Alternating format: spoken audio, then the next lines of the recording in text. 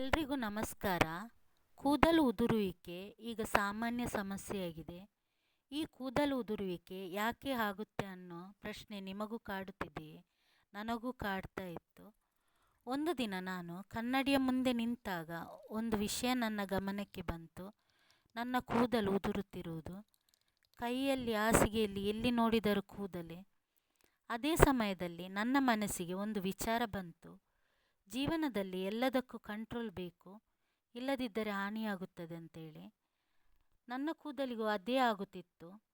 ಅತಿಯಾದ ಎಣ್ಣೆ, ಶ್ಯಾಂಪು ಹಾಗೂ ಬೇರೆ ಬೇರೆ ಪ್ರಾಡಕ್ಟ್ಗಳ ಪ್ರಯೋಗ, ನಿದ್ರೆ ಕೊರತೆ, ಸ್ಟ್ರೆಸ್, ತಪ್ಪು ಆಹಾರ ಕ್ರಮ ಇವೆಲ್ಲ ಸೇರಿ ಹೇರ್ ಫಾಲ್ ಕಂಟ್ರೋಲ್ ಹೋಗಿಬಿಟ್ಟಿತ್ತು.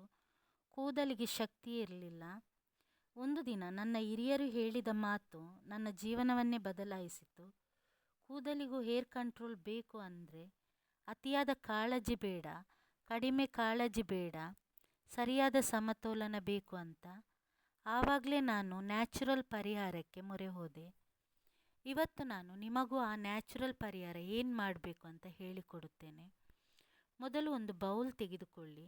ಅದಕ್ಕೆ ಎಗ್ ವೈಟ್, 2 ಚಮಚ ಕರ್ಡ್ ಹಾಕಿ. ಮನೆಯಲ್ಲೇ ಮಾಡಿದ ಕರ್ಡ್ ಇದ್ದರೆ ಇನ್ನೂ ಒಳ್ಳೆಯದು. ಚೆನ್ನಾಗಿ ಮಿಕ್ಸ್ ಮಾಡಿ. ಎಗ್ ವೈಟ್ ನಿಮ್ಮ ಕೂದಲಿನ ಬೇರುಗಳನ್ನು ಬಲಪಡಿಸುತ್ತದೆ ಮತ್ತು ಕರ್ಡ್ ತಲೆ ಚರ್ಮಕ್ಕೆ ತಂಪು ಪೋಷಣೆ ಕೊಡುತ್ತದೆ. ಇದನ್ನು ನಿಧಾನವಾಗಿ ತಲೆ ಚರ್ಮಕ್ಕೆ ಹಚ್ಚಿ ಜೋರಾಗಿ ರಬ್ ಮಾಡಬೇಡಿ. 20 ನಿಮಿಷ ಹಾಗೇ ಇರಲಿ.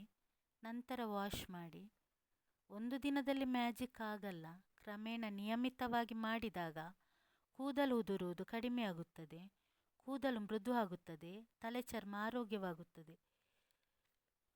ಈ ಹೇರ್ ಪ್ಯಾಕನ್ನು 1 ವಾರದಲ್ಲಿ 2 ಸಲ ಮಾಡಿ.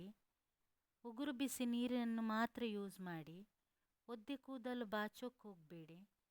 ಮತ್ತು ಒಳ್ಳೆ ಆಹಾರ ಕ್ರಮವನ್ನು ಅಳವಡಿಸಿ. ಇದರಿಂದ ನಿಮಗೆ ಒಳ್ಳೆ ರಿಸಲ್ಟ್ ಸಿಗುತ್ತೆ. ಈ ರೆಮಿಡೀಸ್ ನಿಮಗೆ ಉಪಯುಕ್ತವಾಗಿದೆ ಅಂತಾದರೆ ಇಂತಹ ನ್ಯಾಚುರಲ್ ಕೇರ್ ವ್ಲಾಗ್ಗಾಗಿ ನನ್ನ ಯೂಟ್ಯೂಬ್ ಚಾನಲ್ ಸಬ್ಸ್ಕ್ರೈಬ್ ಮಾಡಿ. ಧನ್ಯವಾದಗಳು.